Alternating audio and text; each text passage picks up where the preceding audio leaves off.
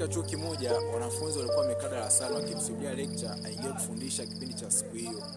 Lakini mara lecture anakuja akiwa amechelewa kama dakika 10, lakini pia akiwa amebeba bahasha ambayo na karatasi ndani yake, ambao wanafunzi pia hawakujua kile kitu gani ndani ya ile bahasha.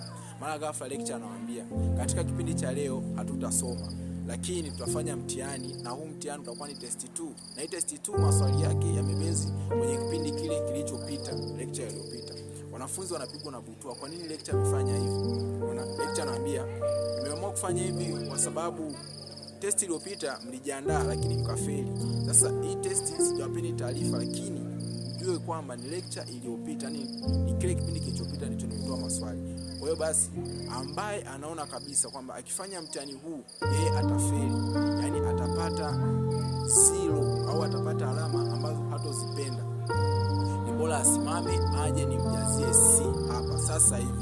Ila kama unaona unaweza kupambana na mtihani huu wewe mwenyewe na umejitoa kwa yote atakayotokea mbele ya matokeo mbeleni, ni bora ukae kwa ajili ya kufanya mtihani. Basi moja kwa moja wanafunzi wanatoka mbele wakiwa wengi sana kwa hofu ya kufeli ule mtihani, na baada ya kutoka pale mbele wanaandikwa majina yao na kujaziwa grade C.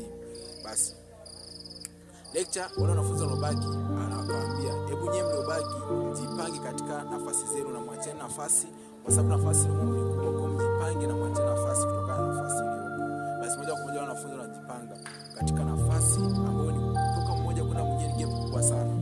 Lakini baada ya kumaliza kujipanga, lecture anauliza tena, je, ninyi nyote mpo tayari kufanya mtihani? Wanafunzi